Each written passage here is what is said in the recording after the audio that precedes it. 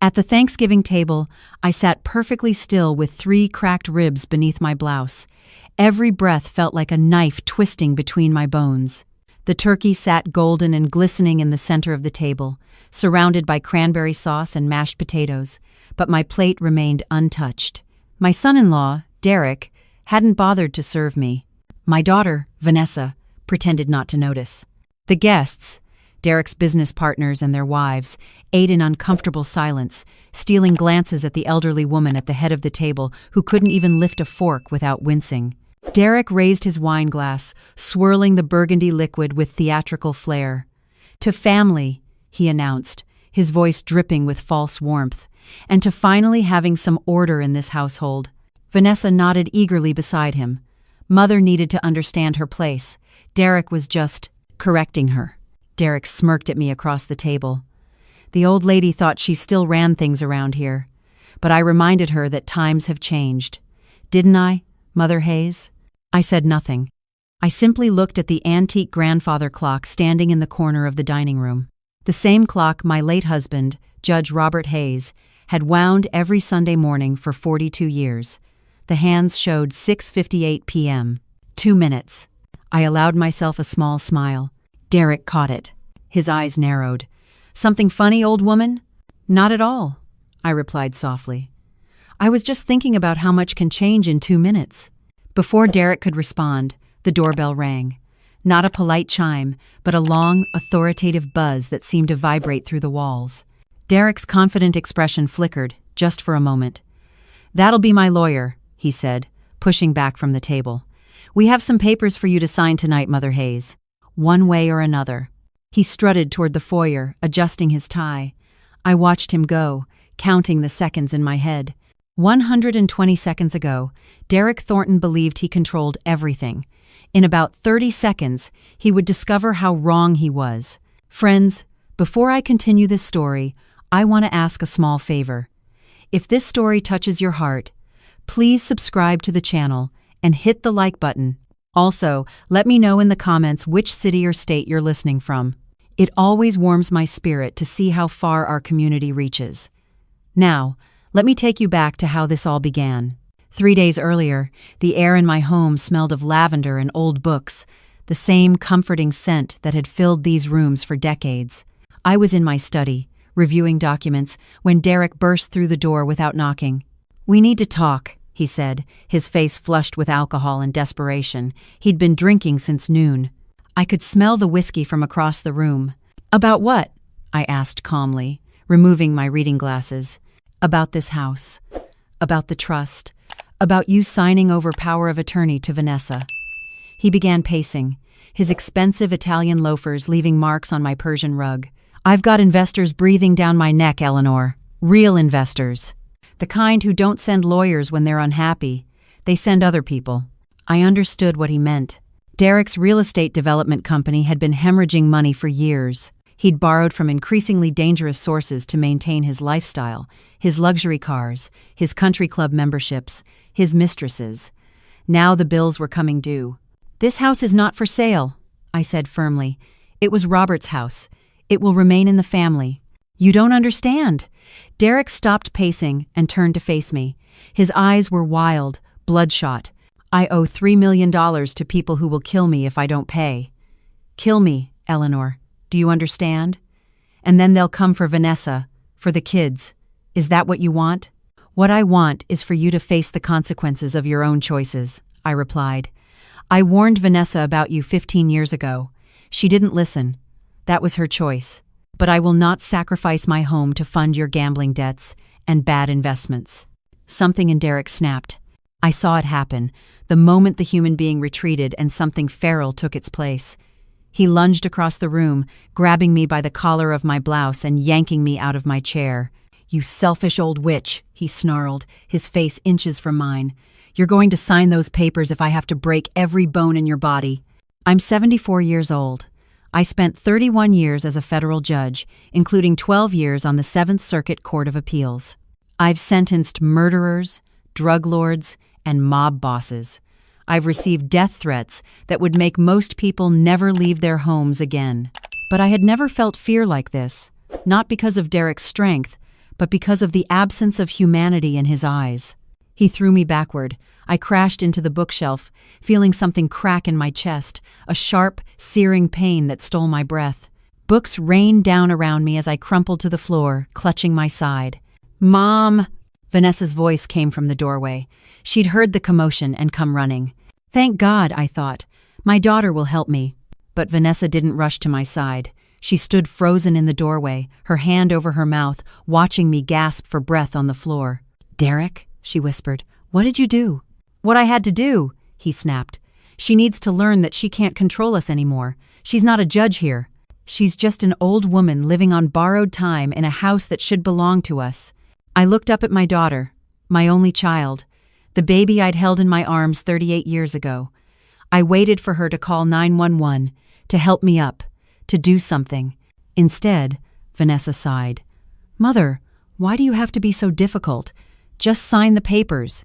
It's easier for everyone." The pain in my chest was nothing compared to the pain of those words. "Call an ambulance," I managed to say. Derek laughed, a harsh, ugly sound. "No ambulances, no police. We're going to wait right here until you agree to sign, however long that takes." He pulled his phone from his pocket and dialed. "Yeah, bring the papers. She's ready to cooperate." He disconnected and looked down at me with contempt. "My lawyer will be here in an hour. Until then, you can think about your priorities." They left me there on the floor of my own study, surrounded by fallen books. Derek locked the door from the outside. I heard their footsteps retreat down the hallway, heard Vanessa's voice asking if she should at least bring me some water, heard Derek telling her no, that I needed to understand what happened to difficult old women who didn't know their place. For 20 minutes, I lay there in the darkness, breathing in shallow gasps that sent fire through my ribcage. The pain was excruciating, but pain is manageable. Panic is not. And I refuse to panic. I am a judge. Judges don't panic. We assess, we strategize, we act. Slowly, agonizingly, I crawled toward my desk. Every movement sent shockwaves of pain through my body, but I kept moving. There was a drawer, the bottom one, the one Derek didn't know about because he'd never bothered to learn anything about this house beyond its market value. Inside that drawer was an old flip phone, fully charged, prepaid, untraceable. Robert had insisted I keep it after a particularly vicious criminal I'd sentenced threatened my family. "Emergency only," he'd said. "Keep it where no one will find it." I'd never used it in 18 years. Until now. My fingers trembled as I pressed the worn buttons, dialing a number I'd memorized 2 decades ago. It rang 3 times. "Hello?" A woman's voice, professional, cautious. "Margaret," I whispered.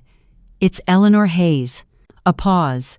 Then, "Judge Hayes. My God, it's been years. I need help, Margaret. I'm hurt, and I can't call the police. It's complicated." Another pause, shorter this time. "Where are you?" "My home, the house on Lakeview Drive." "Don't move. Don't do anything. I'll handle this." The line went dead. I let the phone slip from my fingers and allowed myself to close my eyes. Margaret Chen. She'd been my clerk 30 years ago, a brilliant young lawyer fresh out of Yale. I'd mentored her, guided her career, watched her rise through the ranks of the Justice Department. Now she was the Deputy Attorney General of the United States. Some relationships transcend time. Some debts can never be repaid. I was about to collect on both. The doorbell's echo faded, and I heard Derek's voice in the foyer, loud and confident. Right on time. Come in. She's been softened up. Shouldn't be a problem now." I heard the front door open. And then, silence. Not the comfortable silence of a pause in conversation, but the heavy, electric silence that precedes a storm. The kind of silence I'd felt 1,000 times in my courtroom, right before I delivered a verdict that would change someone's life forever. "What the—" Derek's voice cracked. "Who are you?" I couldn't see the foyer from where I sat in the dining room, but I could imagine it perfectly. Derek had expected his lawyer, a sleazy ambulance chaser who'd helped him hide assets in shell companies for years. Instead, he'd opened the door to something else entirely. Footsteps. Heavy, measured, deliberate. The sound of authority walking into a space it intended to own. Margaret Chen appeared in the dining room doorway, and I felt tears prick my eyes for the first time in 3 days. She was 52 now, her black hair streaked with silver, her face lined with the weight of a career spent fighting the worst humanity had to offer. She wore a simple navy suit, no jewelry, no ostentation. Behind her stood 2 men in tactical vests with FBI badges on their chests. But that wasn't what made my breath catch. Margaret was holding a bouquet of white lilies, my favorite flower. Robert used to bring them home every Friday. She walked straight to me, ignoring Derek, who stumbled into the room behind her, ignoring Vanessa, who sat frozen with a forkful of turkey halfway to her mouth, ignoring the guests who suddenly looked like they wanted to disappear into their chairs. Margaret knelt beside me, her eyes scanning my face, my posture, the way I held my arm protectively against my ribs. She'd prosecuted enough assault cases to recognize the signs. "Judge Hayes," she said softly, placing the lilies on the table beside my empty plate. "I'm sorry it took me 3 days to arrange this. I wanted to make sure we did it right." 3 days? Derek laughed nervously from across the room. "What are you talking about? Who is this woman, Mother Hayes?" Margaret didn't look at him. She was still focused on me, her eyes filled with barely contained rage. "You told me you fell down the stairs," she said quietly.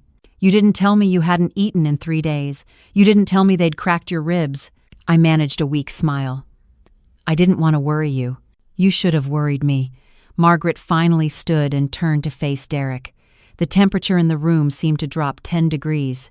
"Mr. Thornton, I'm Deputy Attorney General Margaret Chen.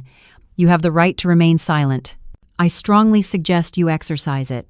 Derek's face cycled through confusion, fear, and then settled on desperate bravado. "Now wait just a minute. I don't know what this crazy old woman told you, but there's been a misunderstanding. This is a family matter, a private family matter. Eleanor is confused. She's been having memory problems. We've been trying to get her evaluated." Vanessa nodded frantically. "That's right. Mother's been declining for months. She fell in the bathroom. We've been taking care of her. Derek would never. He's not a violent person." "She fell in the bathroom," Margaret repeated flatly. "Yes," Derek said, gaining confidence. "Tragic accident. Happens to elderly people all the time. Their bones are brittle, you know. We were going to take her to the doctor tomorrow." "Weren't we, honey?" He looked at Vanessa, who nodded so hard I thought her neck might snap. Margaret reached into her jacket pocket and pulled out a document. "Mr. Thornton, can you tell me what floor this house has?" Derek blinked. "What?" "Simple question. How many floors does this house have?" It's a single-story home, ranch style. What does that have to do with anything?" "So there are no stairs in this house." Derek's face went pale. He opened his mouth, closed it, opened it again. "I said bathroom. I said she fell in the bathroom." "No, you didn't." One of the FBI agents stepped forward. "I have it recorded. You said stairs. Your wife said bathroom. Would you like to try again?" The guests were trying to make themselves invisible. One of the men, a balding investor type, slowly rose from his chair. "Sit down," Margaret said without looking at him. "Nobody leaves until I say so." The man sat. Margaret walked slowly around the table, her heels clicking on the hardwood floor. "Here's what we know, Mr. Thornton. 3 days ago, you assaulted a 74-year-old woman in her own home, a former federal judge, a woman who sent 3 crime family bosses to prison for life, a woman who presided over some of the most significant corruption cases in this state's history." She stopped directly in front of Derek, who had backed against the china cabinet, making the crystal rattle. "You beat her. You locked her in a room. You denied her food and medical attention. And you did all of this because you needed money to pay off gambling debts to the Volkov organization." Derek's face went from pale to gray. How do you know about?" "We've been investigating the Volkovs for 2 years, Margaret said. "Your name came up 6 months ago. We weren't sure of your level of involvement until now. But I have to thank you, Mr. Thornton. By attacking Judge Hayes, you gave us probable cause to execute the search warrant we've been waiting for." As if on cue, the front door opened again, and more agents streamed into the house. Through the dining room window, I could see additional vehicles pulling into the driveway, federal sedans with tinted windows. "What search warrant?" Derek's voice rose to a squeak. "Search for what?" "The basement of this house," Margaret replied calmly.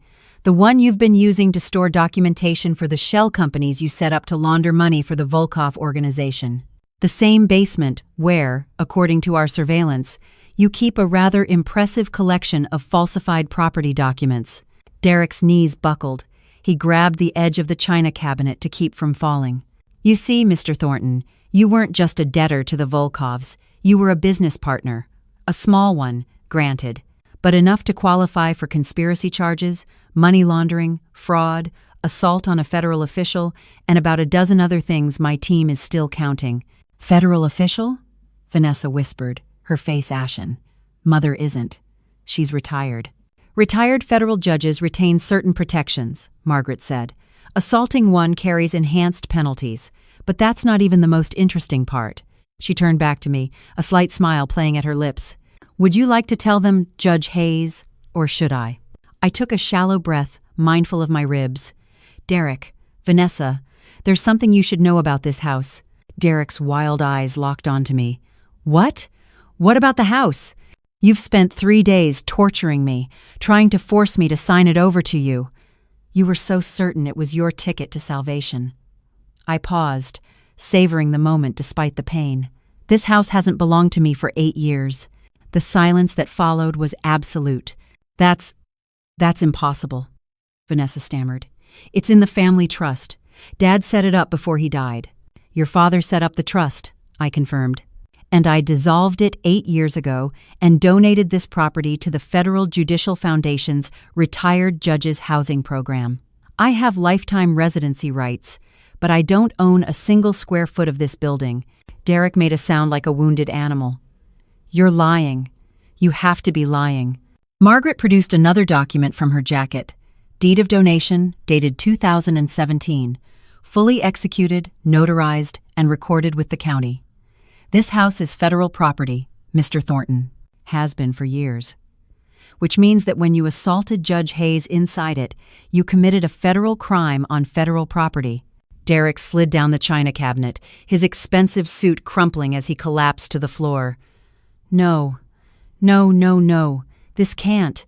I needed that money. What you needed, Margaret said coldly, was to treat a 74-year-old woman with basic human decency. Instead, you broke her ribs and starved her for 3 days. And now you're going to spend the rest of your life thinking about that choice. Vanessa suddenly lunged toward me, dropping to her knees beside my chair. Mother, please tell them I didn't know. I tried to help you. I wanted to call the doctor. Derek wouldn't let me.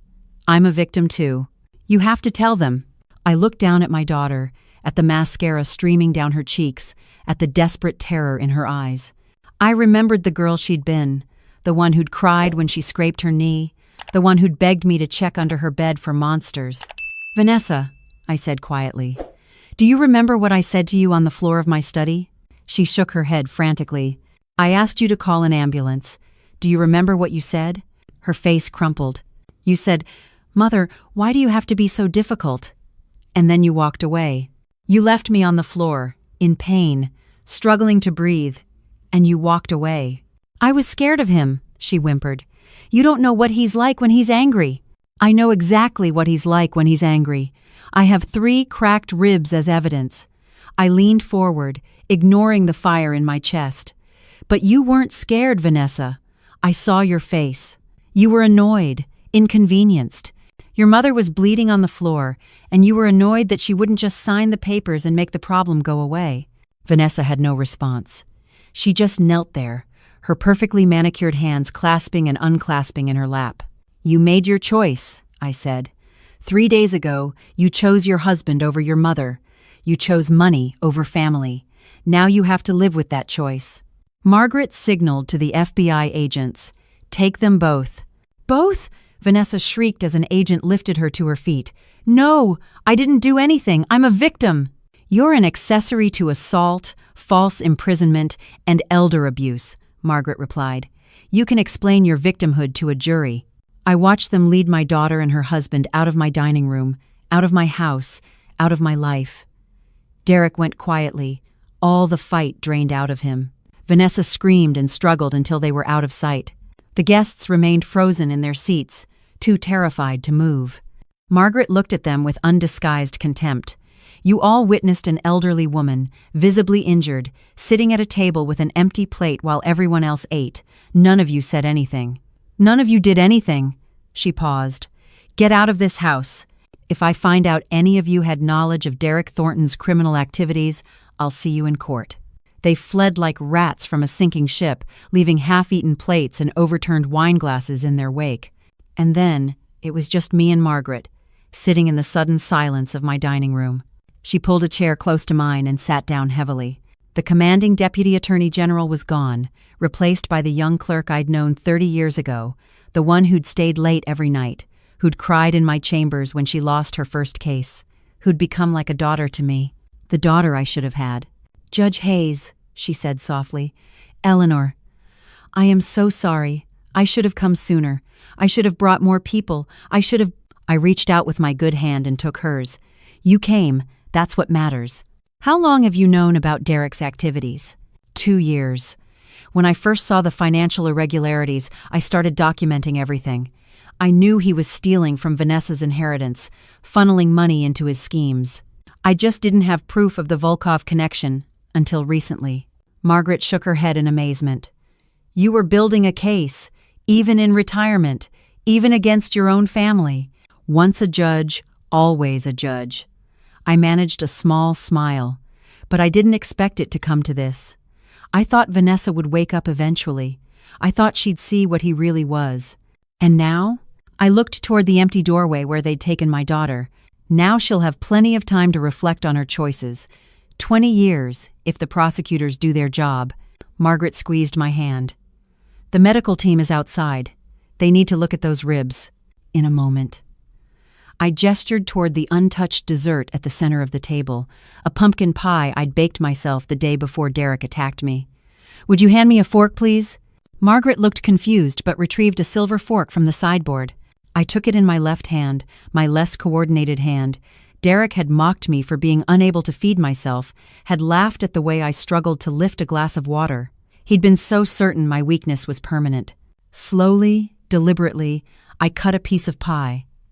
My hand trembled slightly, but I forced it steady. I lifted the fork to my mouth and took a bite. It was the best pumpkin pie I'd ever tasted. He said I was helpless, I told Margaret, setting the fork down. He said I couldn't survive without him. But I've been surviving people like him my entire career. The only difference is, this time, I let him think he was winning until the trap was ready to spring. Margaret smiled. The first genuine smile I'd seen from her all evening. You planned this. All of it. Not the assault. I couldn't have predicted he'd go that far. But I knew eventually he'd make a move for the house. I knew he'd overreach.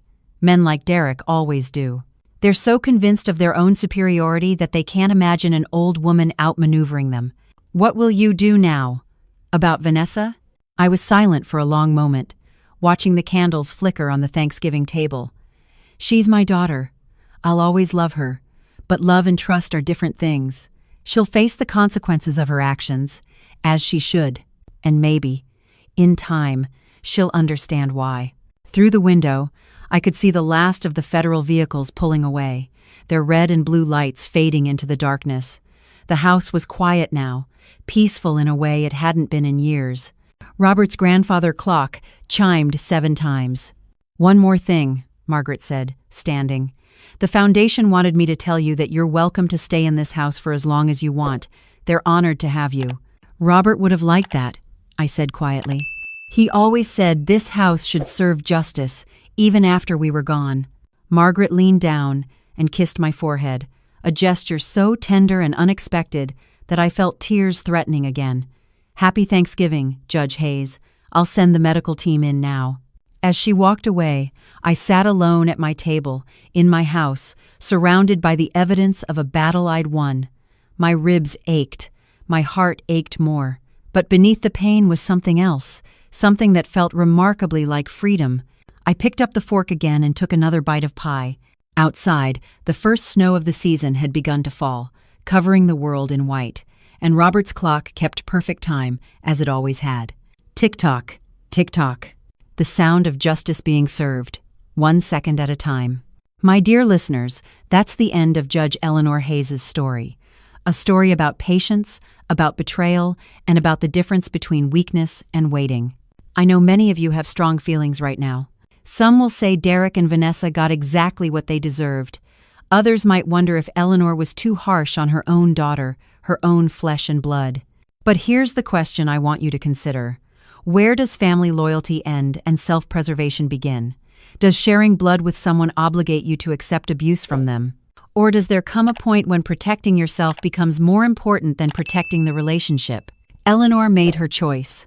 She chose justice over silence, dignity over submission. What would you have done?